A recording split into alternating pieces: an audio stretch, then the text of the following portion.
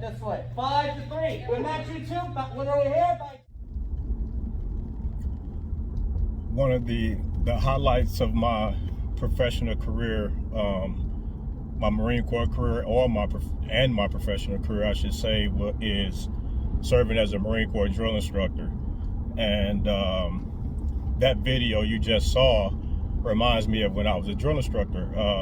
The reason why is because in recruit training, you go through what's called bridge over troubled waters. And basically what that is, it's a pugil stick match between two opponents. Usually it's two opposing platoons. So like my platoon will go against one of my fellow drill instructors' platoon. And so the recruits, of course, cheer on their own platoon. There'd be a competition. But the reason why I bring that up is because in the fight that you just saw my son beat me in is because the gear that we're wearing in that Kung Fu combative match is similar to the same type of gear that you wear in bridge over troubled waters in recruit training.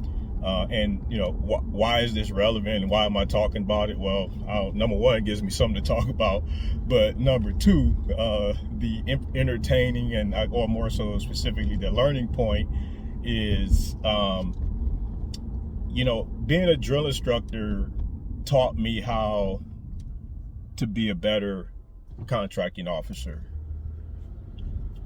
And the reason and the way it did that, being a hat taught me, it gave me way more accountability, and it gave me attention to detail. And why that matters is why, or how that's the case, is because in recruit training, accountability is number one.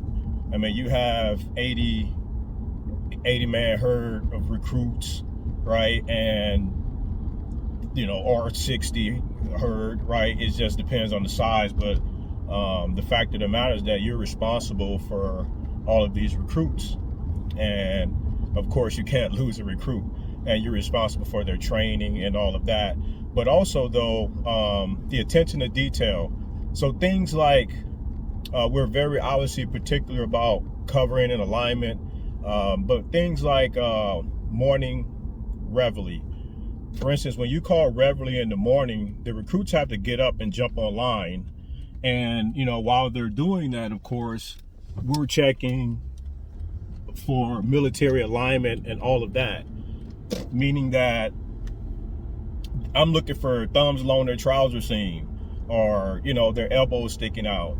Even in formation, you're looking at their elbows if we're doing rifle manual, which is drill with the weapons. And so these things help me. It helped my eye.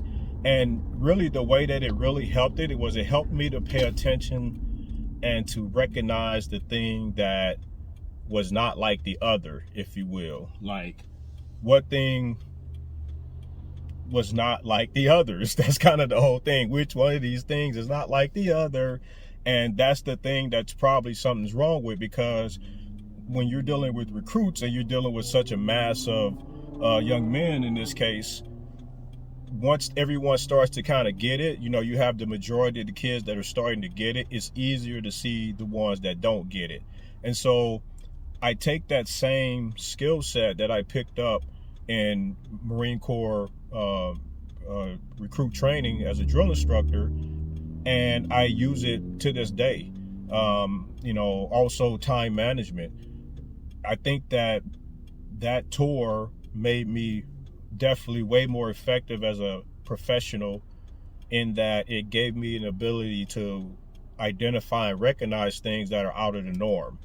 And in the way it did that is it gave me a strategy. So I would submit that, you know, if you're doing something, or, you know, you have a lot of reviews often, one strategy is not to necessarily look for the thing that's wrong, but maybe you more so focus on, well, how consistent is everything?